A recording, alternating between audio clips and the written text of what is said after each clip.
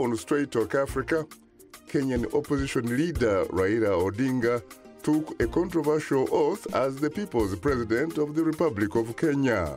Miguna Miguna, lawyer and activist who presided over Odinga's ceremony, was deported to Canada following 5 days in police custody. His lawyers and supporters say his constitutional rights have been violated and are calling for his immediate return to his motherland.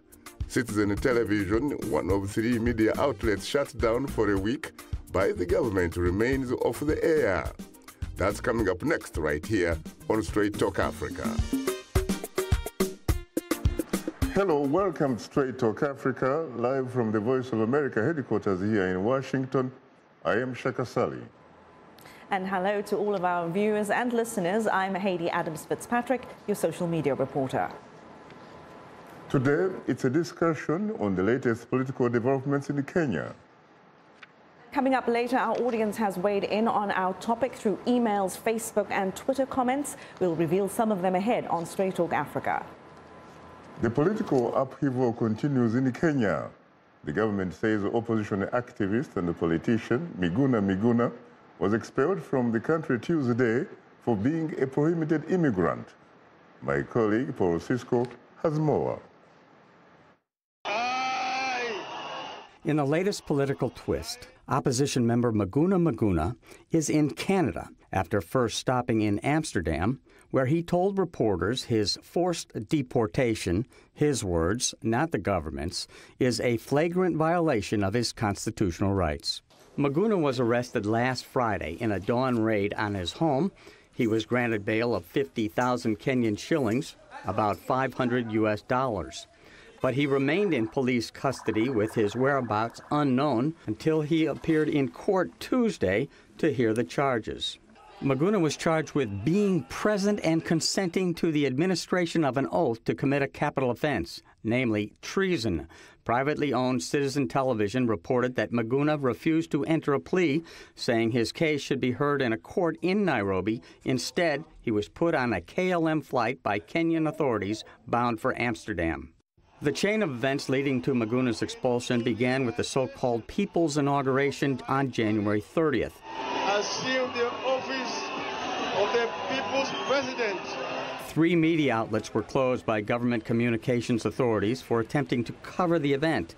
2 of 3 Kenyan television stations shuttered by the government over their coverage of the political opposition resumed partial broadcasting Monday. NTV resumed broadcasting on its pay-to-view channels, but its free-to-air channel was still off. KTN News has also resumed its free-to-air channel, but independently owned Citizen TV, which was also shut down last week, remains off the air. The Kenyan High Court suspended the government's directive shutting down the stations. The United States, the United Nations, and African Union quickly condemned the closing of the media outlets in Kenya. Kenya's Attorney General had warned that any attempts to swear in Odinga would qualify as treason, which is punishable by death. According to Kenyan legal statutes, any person who is present at and consents to the administering of any oath or takes any such oath or engagement not being compelled to do so is guilty of a felony and is liable to imprisonment for life. The African Union and its current chairperson of the commission, former South African President Thabo Mbeki, raised further concerns about the opposition leaders swearing in. Several opposition NASA party leaders did not attend the event, later explaining it was a political tactic, not an indication of any split in the party. Now Kenyans and supporters of Raila Odinga are anxiously awaiting his next move. Paul Cisco, VOA News, Washington. Thanks, Paul, for that report. For an update on the political situation in Kenya, I am joined live via Skype from the capital, Nairobi, by VOA East Africa correspondent Daniel Shea. Good evening, Daniel. Good evening. How are you? Doing well. What is the mood like downtown Nairobi? Well, there's certainly a lot of political tension in the air here. We did have a very rare statement issued by the Chief Justice today, basically saying, warning that the Constitution was being violated, that the rule of law is under threat, because authorities here have been ignoring court orders and basically going after some of these opposition leaders and refusing to appear in court when they're ordered to, and refusing to release those who were detained when they've been ordered to. So certainly a lot of tension in the air, but the weather, as always, is nice in Nairobi. Now, talking about the statement by the Chief Justice, David Maraga, has the government or the executive branch, has it reacted so far? Well, we haven't seen any specific reaction to his statement come out yet, but certainly they must have to respond at some point because it is such a strongly worded statement, and it does indicate a real standoff between the High Court and the government authorities here in Kenya. To what extent are court orders optional, or are they in fact mandatory when they are issued? Well, certainly there is an appeals process if there is a disagreement with the orders as they come down, but they cannot be ignored. If they wish to appeal, they can put in the proper paperwork and they can make those motions. But that wasn't done in a few of the cases that have been occurring in the last week or so here in Nairobi. Instead, they were simply being ignored. People were being held without any real legal reason to be able to hold them, according to the High Court. So there was a lot of political goings-on, obviously, with the ignoring of the High Court orders. Now, talking about the High Court orders, talk to us about specifically Miguna. A man apparently who had actually been released by a judge in Nairobi, but he ends in fact on a KLM aircraft deported to Kenya via Amsterdam. What happened exactly? Yeah, this was quite striking. So it was last night, essentially, that instead of being turned over to the authorities in Nairobi, appearing before a high court as was ordered, he was put on a plane and deported. And essentially what the authorities here have said is that he was not a Kenyan citizen. They're claiming that he was not a Kenyan citizen because he was a citizen of Canada, and during the time when he applied for a Kenyan passport, according to a government statement that came out today, dual citizenship was not legal, and he did not denounce his Canadian citizenship, and the process by which he was granted his passport, according to this government statement, was not fully within the law. So essentially what they were saying is he was never was a Kenyan citizen according to the law because he had not given up his Canadian citizenship. Of course, he's said from Amsterdam that he is going to fight that this is not true, that he never covered up the fact that he was a dual citizen, that he was, and he never gave up his Kenyan citizenship. So certainly the way in which he was quickly sent out of the country when there is this standoff going on with the High Court, and the way that his arrest was handled and his detention has raised a lot of eyebrows here amongst the political analysts and those who are watching Kenyan politics and the goings-on very carefully. Now, Daniel, wait a minute. This is a man who had actually been cleared by the IEBC to run for the governor of the Nairobi County. How did that happen? Well, certainly there's very much a clear split happening here in Kenya in terms of politics, and there are sides being taken. There are moves being made that are not clearly within the way they should be handled by legal means. And there's exaggeration, and there are manipulations And it's unfortunate that we're not seeing this going through the court process, being handled, as to be. And that's why I think we've seen this very rare statement today by the Chief Justice expressing very deep concerns about what's going on in the country. How do you respond to some who are saying, what did the authorities know about Miguna's immigration status, and when did they know it? Well, this is also in question. Some of the documents that were released, the charge made against him, which amounted to treason, although, of course, they didn't actually go to court, but the charges when he was detained, the court case did not occur because of his deportation. But on the charge sheets, there are some indications that he was recognized as a citizen of Kenya. So there are some contradictions in what the authorities are saying in regards to him, whether they recognize him or don't recognize him as a citizen of Kenya. A man, of course, who happens to have been born in Kisumu. What are his supporters or his lawyers on the ground? How are they reacting? Well, certainly they're upset. I mean, there was welcoming of the Chief Justice, his statement today, and they're hoping, of course, that this will lead to some sort of action against those who were not following the procedures as they should have occurred and were detaining him. And of course, there's going to be further court cases as a result of the deportation. There were also, of course, street actions and protests that took place.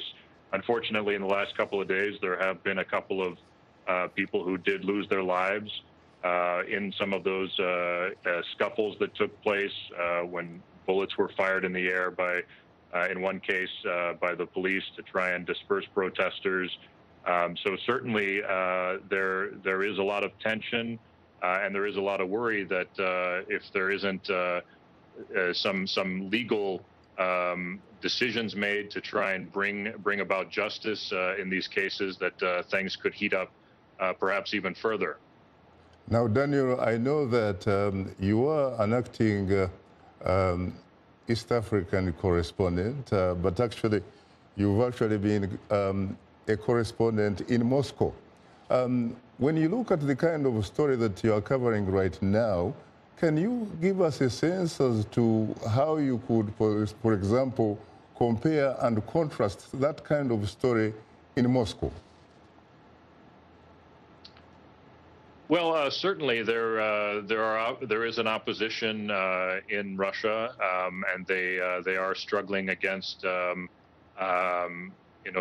powers in Russia. But I would say that I guess the real key difference between covering these two kinds of stories in terms of those in power and those in opposition are that here in Kenya, there is a much larger following among the opposition, and the controversial election that took place last year, the annulment and then the rerun. It was a very tight race here in Kenya, whereas in Russia, they have an election coming up, a presidential election in just a month's time. And there's very little doubt who's going to win that election. There's almost no airtime given to the opposition, and they're not able to get their message out because the state media is so powerful in Russia. Where here in Kenya, you do have some independent stations. Unfortunately, they were shut down, as we saw. And if you look just behind me, you'll see the television behind me it's actually tuned to Citizen TV right now. It's not turned off, but there is no signal still. So although we did see partial broadcast resumed to the two other stations, Citizen TV still off the air. And we should say also note that Voice of America actually has programming on Citizen TV that people here in Kenya are not able to watch right now, as that still plays out. Well, thank you very much, Daniel, for that update. My pleasure. Now, joining us here today are three distinguished guests. Anita Reagan, International Energy Consultant, Dr. Ken Opalo, Walsh School of Foreign Service at Georgetown University, and Dr. Kenneth Mwenda, Professor of Law at the University of Pretoria, South Africa. He's also a Rhodes Scholar, or former Rhodes Scholar, in fact, from Oxford University.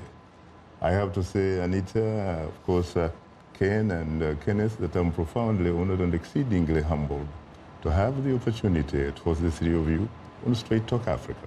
Thank you for having us. You're most welcome. Thank you. Later in the program, we'll give you, our audience, a chance to call in with your question and comment. The number to call is 202-619-3111. US country code is 1. Then we come to you immediately. Anita, you just got back from Nairobi a couple of days ago. Yes, I did. How was Nairobi like? As Daniel said, the weather was good. We come back to the cold of DC.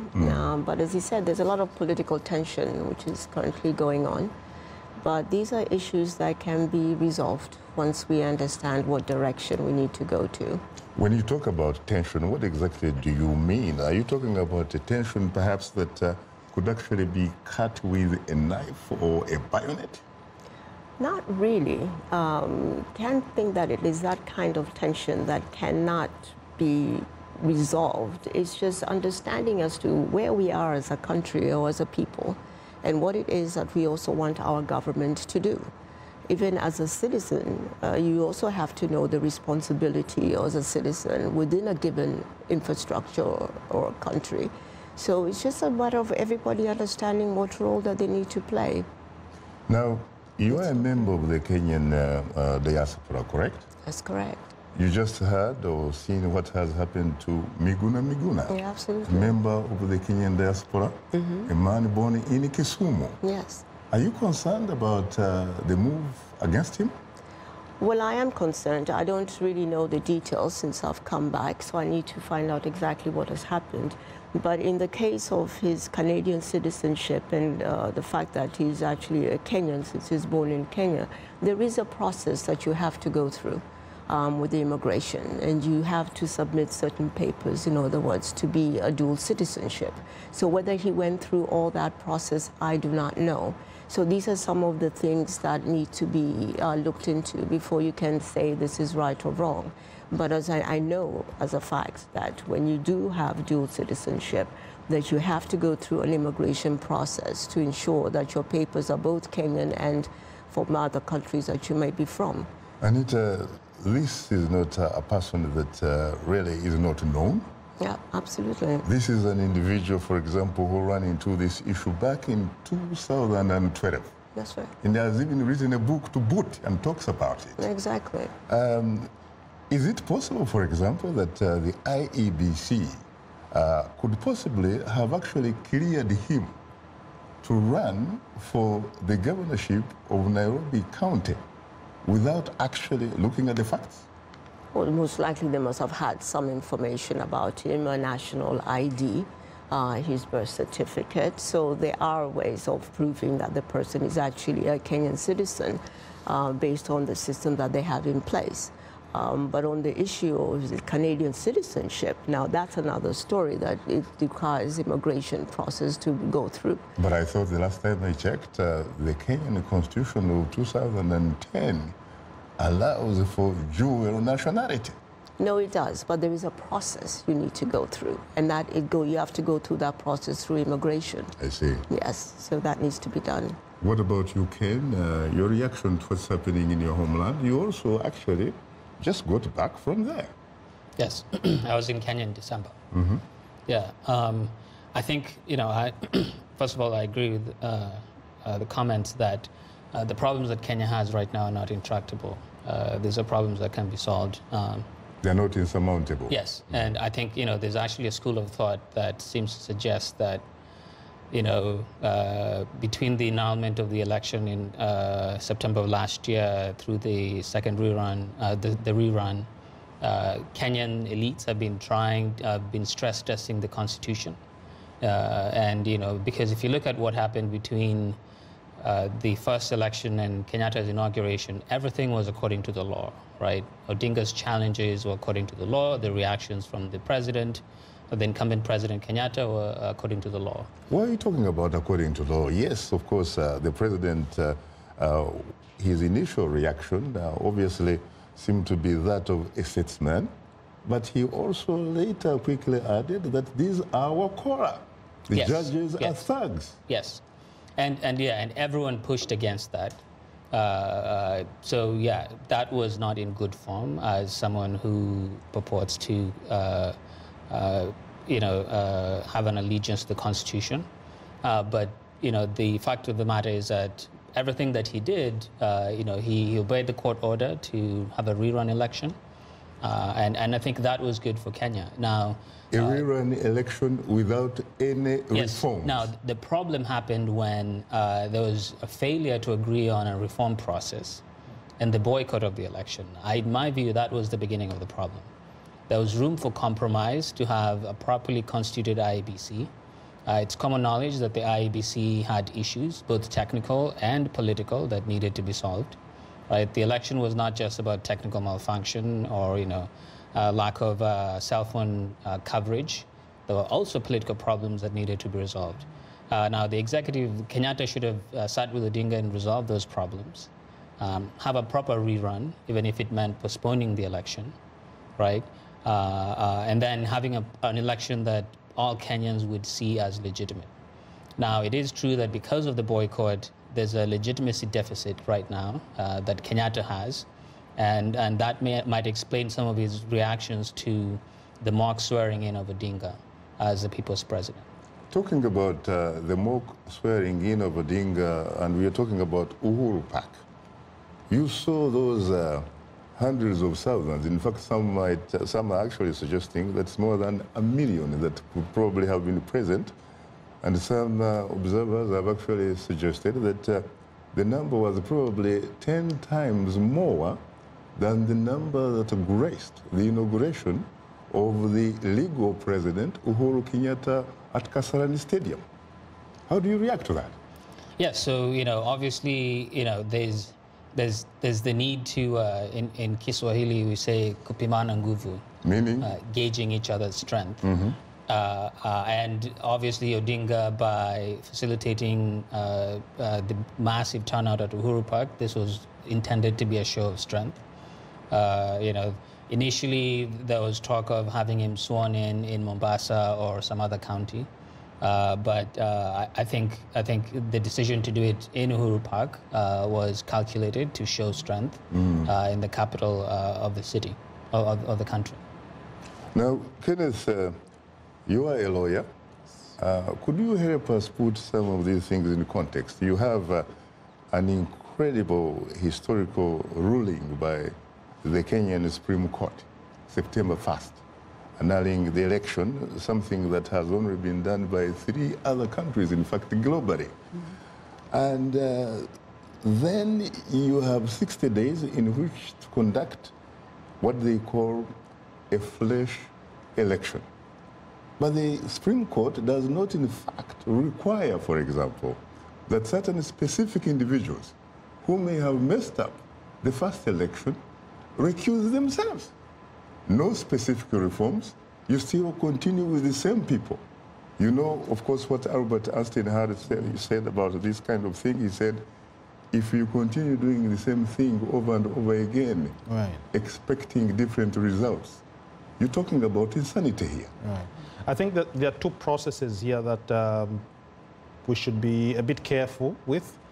The one process has to do with the electoral law, interpretation of the outcome of the first election, the nullity of the process, to say there were irregularities. The other is the broader legal reform issue of the whole electoral system. And I think we shouldn't take these as inseparable elements. One can come after the other. If you look at, for example, let me use an analogy from the financial sector. Whether you build capital markets or you start with the banking sector, it depends on the nature of the crisis. But I think what is very telling for the Kenyan experience is that it took a while for Mr. Odinga to actually come around and say, I'm going to challenge this. Initially, he had an opportunity. He could have stood. He opted not to. Okay, citing the fact that even if he stood, he was going to lose. So he chose not to. So that was a wasted opportunity. Now, what do you mean he chose not to? No, he actually did. No, the rerun. He boycotted the rerun. Yeah, but why would he, as he argued, why would he in fact participate in the fresh election when there had not in fact been any reforms made and is going to be conducted by the same people? Good argument, but if you look at it from the other angle, what does he stand to gain from the stand that he has taken? Absolutely nothing. The only thing that he's going to gain out of this, and I'll be very clear here, is the issue of testing the political legitimacy of the ruling regime. And the legitimacy of a government generally stands on two fundamental issues. One, use of force, or two, use of ideology. So it's clear that the current Kenyatta government, their legitimacy is not really sound. You can see by the numbers that are going towards the opposition who attended the mock inauguration. So that's the good plus that Mr. Odinga can get. Other than that, I don't see much merit going there. Let's talk about the Supreme Court's independence. Yes, it demonstrated its independence on September 1st. Right. But what happened on October 25, when it could not raise a column? Yeah. Good question. We can't really go into details of that, not knowing exactly much of the evidence that was before the Supreme Court. Even as recent as today, now we can comment, but Kenya has a concept of sub judice.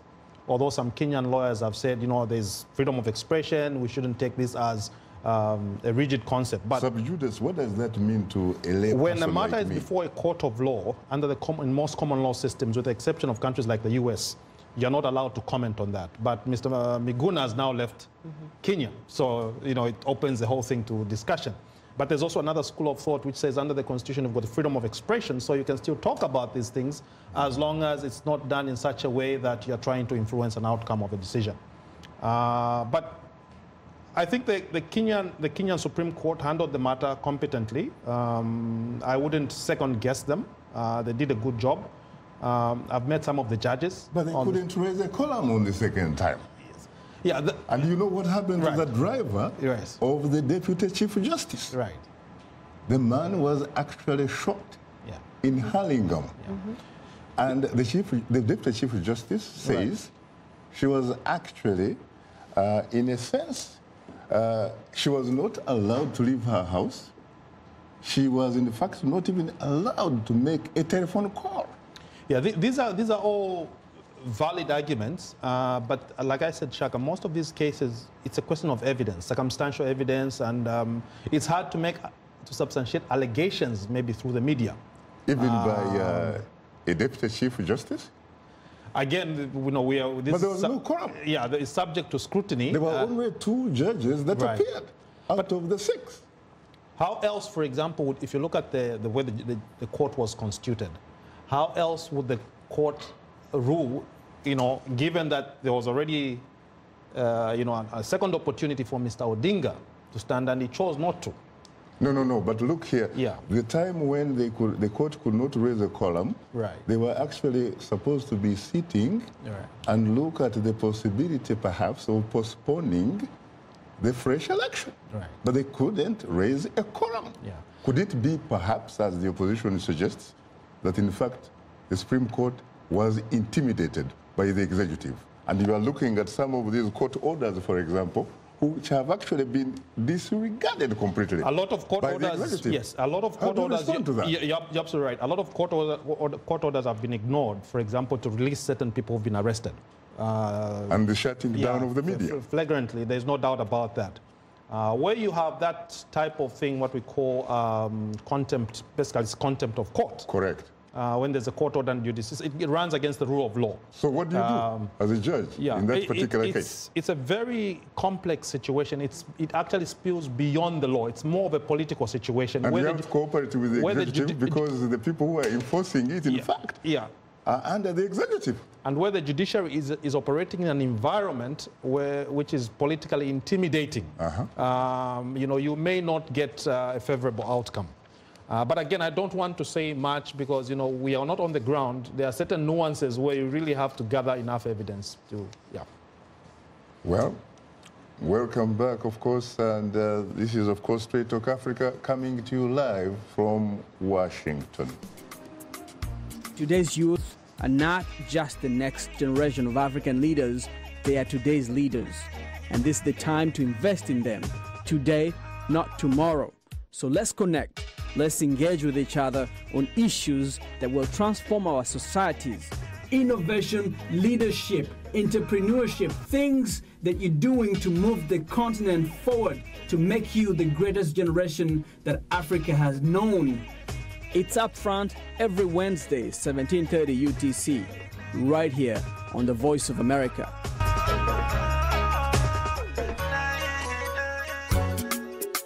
This is Straight Talk Africa on The Voice of America. Call us now with your questions and comments. The number is 202-619-3111 and the U.S. country code is 1. Call us direct and we'll call you right back. Remember to turn down the volume on your radio or television and keep your comments brief. Now back to Straight Talk Africa. Thank you very much, Esther Githui-Ewart, and welcome back to Straight Talk Africa, live from Washington. It's time to bring in our social media reporter, Heidi Adams Fitzpatrick. Take it away, Heidi. Thank you very much, Shaka. We've received excellent social media feedback this week. As always, political tension simmering in Kenya as opposition leader Raila Odinga takes a symbolic presidential oath of office as the people's president. That's despite warnings from the nation's attorney general, who called Odinga's mock swearing in an act of treason. And this leads us to our question of the week, which asked, how do you feel about Raila Odinga's symbolic presidential oath of office and actions that appear to undermine Kenya's constitution?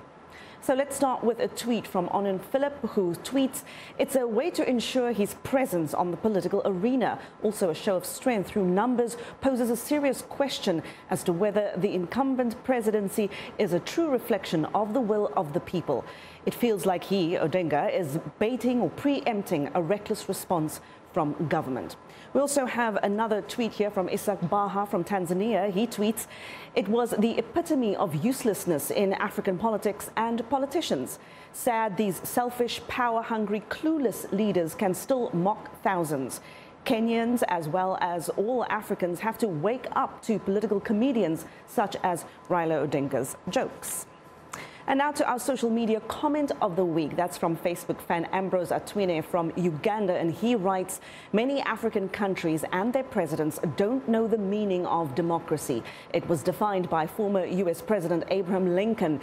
It should be government of the people, by the people, and for the people. But instead, across Africa, it is the government of the dictators, by the dictators, and for the dictators. Let's go now to another comment from a Facebook fan, Nabikamba Jeffrey. He's from Uganda, and he writes, Raila Odinga's actions are not evil at all. In simple terms, sovereignty lies in the hands of the people of Kenya. Blaming Odinga is imprudent, in my view. And our last Facebook comment comes from Walimu Kimati. He's from Kenya, who writes, the Jubilee administration is the source of all the evil that is happening in Kenya. The current plastic president, Uhuru Kenyatta, knows the majority of Kenyans don't recognize him and his team. Kenyans will go against the Jubilee administration for what the government is doing to real patriots. President Raila Odinga is fighting for equality and a good Kenya. A reminder, of course, that we do appreciate all of your feedback. If you are a new fan, do drop us a line at africatv@voanews.com. To comment on our Facebook page, just enter these keywords, Straight Talk Africa, and be sure to visit us online at voaafrica.com. To join our YouTube channel, sign up to VOA TV2 Africa, and you can follow us on Twitter at VOA Shaka. Straight Talk Africa also streams live every Wednesday on Facebook, or simply go to VOA Straight Talk Africa TV program page on our website. And to watch us live on your mobile device, download the VOA mobile app. Now let's take a look at what's on tap for next week's program.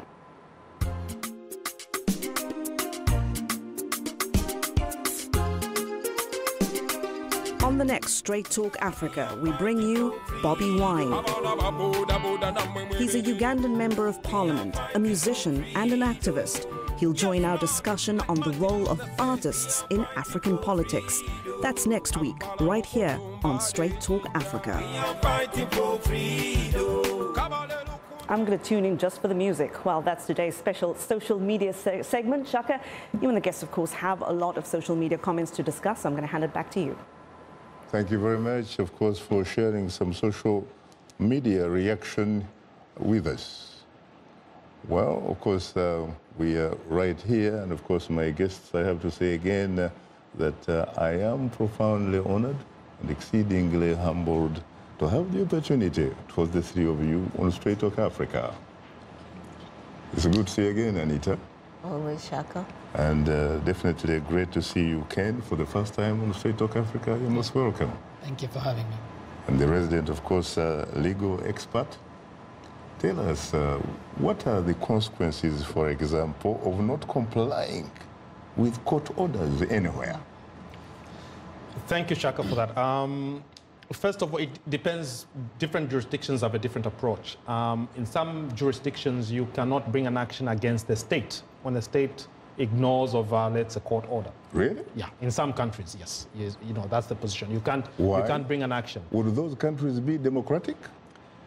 Well, it's part of the rule of law. It's expected, for example, you can't drag a president to court for, whilst he's in office, for acts done whilst he's in office, especially criminal matters. But what about the Inspector General of Police, for example? Oh, you can definitely bring an action against those. But, for things like, contempt of court proceedings against the state in other jurisdictions, that doesn't really fly.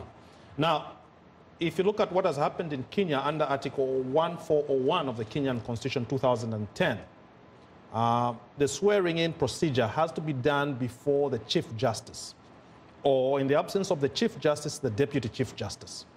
In addition, Parliament, the legislature, is empowered to enact a law to facilitate the process of swearing in. Okay, so those are some of the conditions under Article 141. They were not met. The Chief Justice was not there. Are you talking about Raila? Yes, the Odinga's mock that obviously, come on, let's face it. That was, of course, I'm trying to establish how the state, how the government can actually build up a case. Right. The government is likely to rely on those violations of the Constitution to say, therefore, even if this was a mock thing you were doing, it's amounting to treason. Correct. But I think Mr. Odinga... But what about the wording, though? Because it seems to me that what we actually had him read saw the text. Very, very carefully. I saw the text purporting that he was being sworn in as president of the people, not the republic. Exactly. The republic is a state. There's only one constitution in Kenya, one constitution. Under what law are you being sworn in if it's not that constitution? Have you known any other situation where you have had two presidents in a republic on the African continent, perhaps with the exception of the Ivory Coast, very, very under Mr. Babo, yes. Under Mr. Rora Babo and Alassane Ouattara. Yeah, we had a little bit of that. I think if you look back, Angola, before the Savimbi times. But again, it comes now to international, the concept of recognition of states and governments. You can have a situation where, for example, part of the international community recognizes an opposition figure who claims to be a head of state. Or Madagascar for that, Ravalomanana and Rajoelina. But looking at Kenya in particular, I can safely say the government currently of Mr. Kenyatta is in effective control of all states, all arms and instruments of the state. And that's very critical. There's no question that it is ineffective control, but why does it appear that seem to be, in fact, overreacting unnecessarily? I think it's the issue of legitimacy that Mr. Odinga has successfully. I give him 100% score on that. He has raised questions about Kenyatta's legitimacy. There's no doubt, and I think that's why they're uncomfortable. Any regime, if you've won an election, people begin to cite how many people attended your inauguration. Countrywide, we won't cite examples. People are very defensive about it, even if there were no numbers. People immediately begin to cite, it's just that you never took nice pictures. There were lots of people. This issue of legitimacy in Kenya doesn't really begin today. Right. You go back to the 1960s. Right. You're talking about Raila Odinga's father, Jaramogi Oginga Odinga, a man who wrote the classic Not Yet Uhuru. Not Yet Independence. I have a copy of that one. You have a copy of that? Yes, and of course, he was the founding vice president. He was essentially challenging, frankly, the legitimacy of guess who? Jomo Kenyatta, Yes. the father of Uhuru Kenyatta. Yes. Very interesting. Yes. What about you, Ken? Yeah, I mean, I think the main question here is the legitimacy gap and how Kenyatta reacts to it. And just a quick note on the legal aspect of the swearing in. As you said, Odinga was very careful in the wording, right? So this was, from where I see it as much of a political play as opposed to a legal play against Kenyatta. And in fact, the former Chief Justice wrote a tweet suggesting that William Mutunga? Yes, he joked about his new office of former Chief Justice and asked the Interior Minister not to ban his new office, suggesting that anyone in Kenya can make up an office and swear themselves into the office. That should not be seen as treasonous unless there's something else involved, right? So again, there are lots of Kenyans who saw this as an overreaction by the state. There's a world in which Kenyatta saw this happening, laughed it off like most people did, but then, did his best to deal with the legitimacy gap that he faces. But Ken, what is really the fundamental root cause of why we are here? And if in fact we could identify it, couldn't we then figure out the way forward for Kenya? Yeah, I think the biggest problem is electoral malpractice, right? So there's a need, as the opposition suggests, a need for electoral justice? Yes. So, I think that the problem Kenya has is that, incumbents never want to lose elections, right? And the circumstantial evidence surrounding the first election in August of last year seems to suggest that there was shenanigans. Someone put their thumb on the till. The IEBC was not forthcoming when the Supreme Court asked them to provide evidence of how they arrived at the outcome of the election. And ahead of the election itself, polls suggested that Kenyatta would probably win the election, but it was going to be a tight election. Now, Kenya will only move forward when we get to a point where even when elections are tight, incumbents and non-incumbents alike allow the electoral process to play out openly in a manner that brings everyone on board and earns legitimacy in the eyes of all Kenyans, winners or losers. But Ken, we have empirical evidence here. In fact, incontrovertible evidence via a Dr. Rosemary Akombe, who is a former commissioner on the IEBC, who, as we talk, is in New Jersey. She actually headed for the nearest political toll grass because she suggested that the IEBC was not an independent body that could, in fact, carry out an election that was mandated by the Supreme Court. She said 4 out of the 6, I think, was it 6? So, yes, commissioners were, in fact, subordinate to the executive. Yes, so that is true, and so the problem here is that if you go back to 2015, 2016, when Odinga was pushing for electoral reform, and you remember the old IEBC got kicked out. Right. Then they came up with the idea that instead of having independent commissioners, political parties should appoint commissioners. Right. So. But the secretariat in this particular case, by the way, the secretariat was the problem under Ezra Chiroba. Yes, the secretariat had issues. Now, I think one of the challenges Kenya faces is the fact that each time there's a problem, instead of building on the old institutions, the Kenyan political elites typically run to start from scratch, right? So there's no learning, an institutional learning as we go along.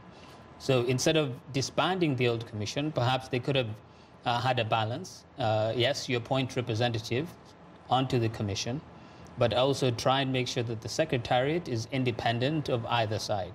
Now, I think the opposition thought that merely by having commissioners in the IEBC, they would be able to influence the secretariat. That did not happen. The secretariat tried to be independent, but I think eventually got captured by the incumbent party.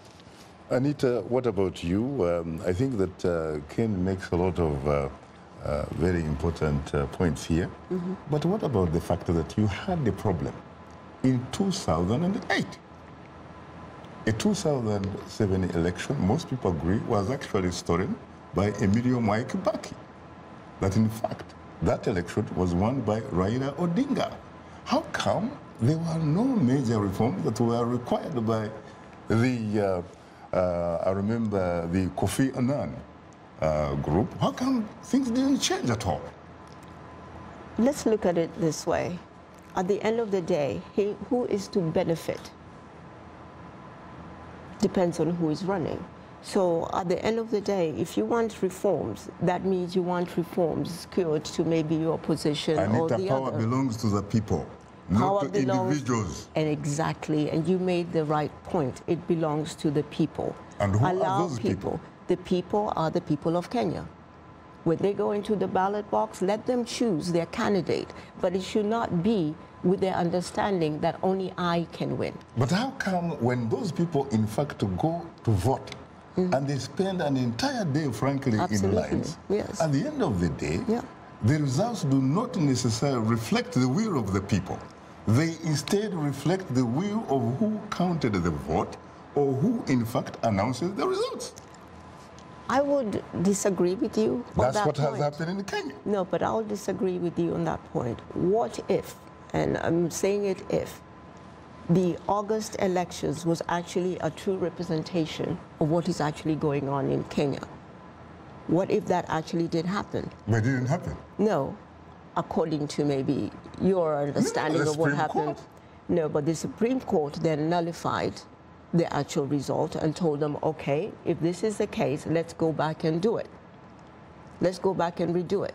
So you can't come back and then start claiming, I'm going to basically depend on the results of August 8th when it is actually nullified. Anita, wait a minute. Among other things, the Supreme Court ordered the IEBC to open the server. Up to today, as we talk, there is no evidence that the server of August 8th has actually been accessed.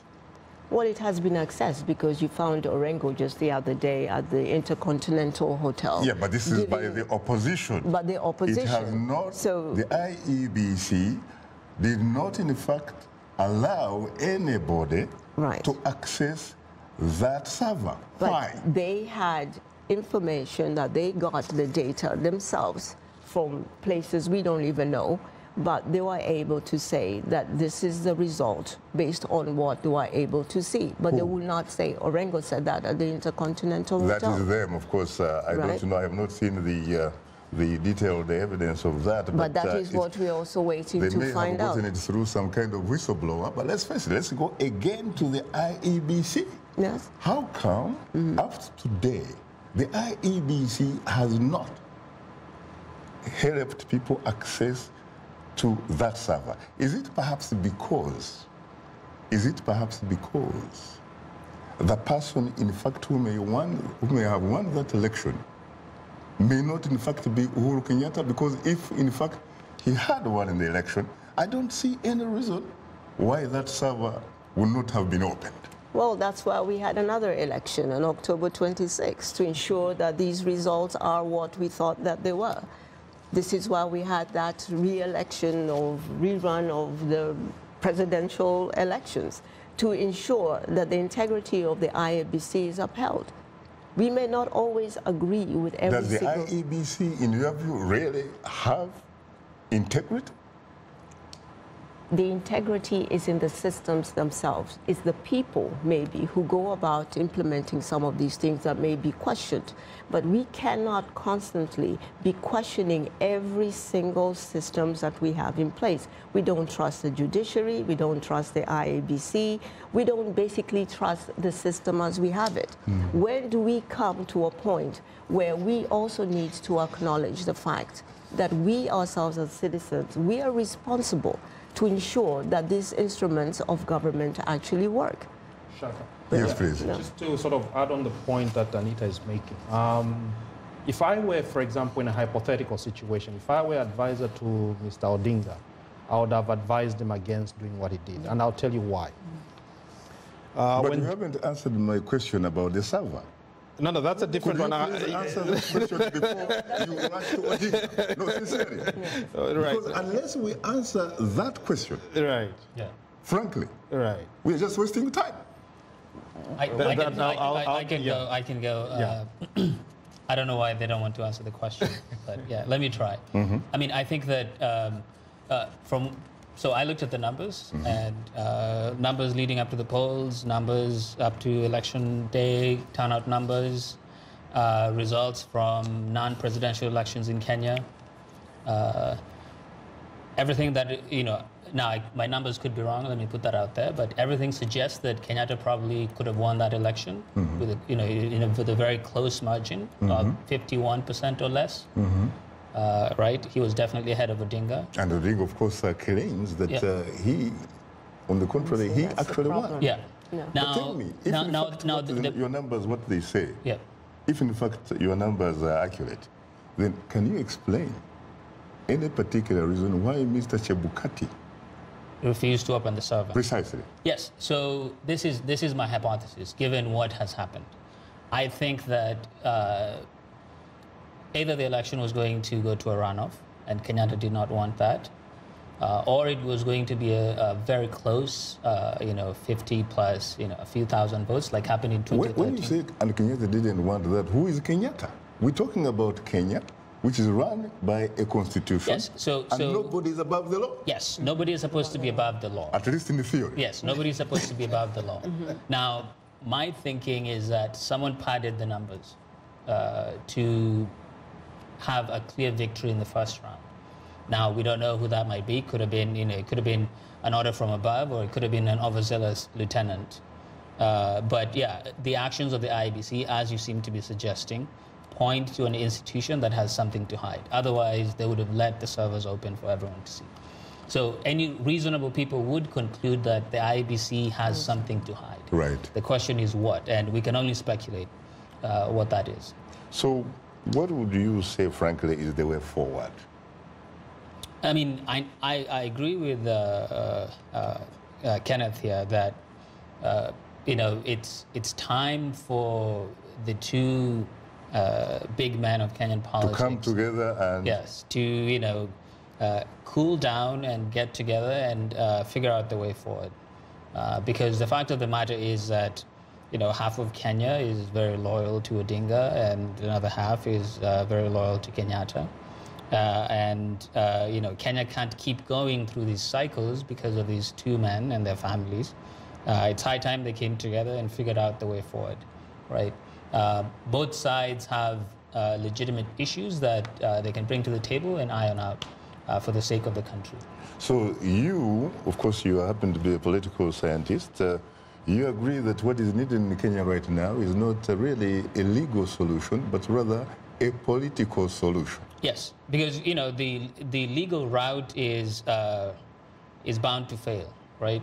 So right now the president and the executive are disobeying court orders, right? There's nothing stopping the opposition from also disobeying court orders, right? Notice that in all the charge sheets of people present at the swearing-in, there's mention of treason. But the only person who committed the supposed crime of treason is Odinga. Why hasn't Odinga been arrested yet? He hasn't been arrested because arresting Odinga would set Kenya on fire, right? Why would it set Kenya on fire? His supporters would probably stop that from happening, right? So the only way out, arresting Odinga is not a viable option, and prosecuting him. I think Kenya is beyond that point where you could detain an opposition leader and get away with it. So the only way forward is to figure out a political solution that could satisfy the Odinga side. That might include several reforms, maybe a deepening of devolution, in order for the country to move forward. But the chest thumping, use of force, I don't think it will get Kenya anywhere. Very interesting. Let's go to the lifeline of the show, which are the telephone callers. Hello, good afternoon, Tedla from New York. Yes, sir. Good afternoon, Shaka. It's a very interesting discussion. But for me, somebody said it in the last minute. This has become now a personal battle. You told us about historically Kenyatta and the other gentleman's fathers, they were seen like political enemies. Now, this goes too far, and we see in the 2008 a huge bloodshed just on tribal line. My worry for Kenya is they should not put this conflict as a tribal conflict and start a dirty war. We don't need that. These two gentlemen, they should come and sit down together. They have personal problems. This has nothing to do with Kenya. They should solve it somehow, amicably, for the better of their country and the people, please. Thank you very much. We should point out, by the way, that the two gentlemen, Jaramogi Oginga Odinga and Jomo Kenyatta, were not initially really enemies. They were, in fact, allies. As a matter of fact, the British wanted Mr. Odinga to become the first prime minister, and he said, no, I defer to our leader who is in Kapenguria. And that was Jomo Kenyatta. The rest, of course, is history. Let's go to Clement from the Republic of Kenya.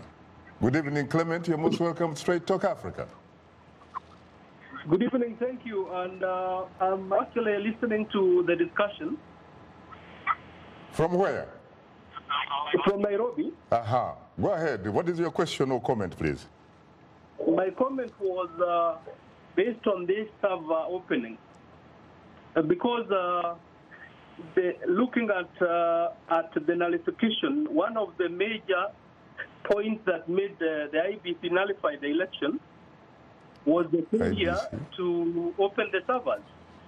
So meaning the exercise of the 8th of August was entirely nullified and should not be referred to. So the basis of Raila and the team to swear in basing on the 8th August result is not valid.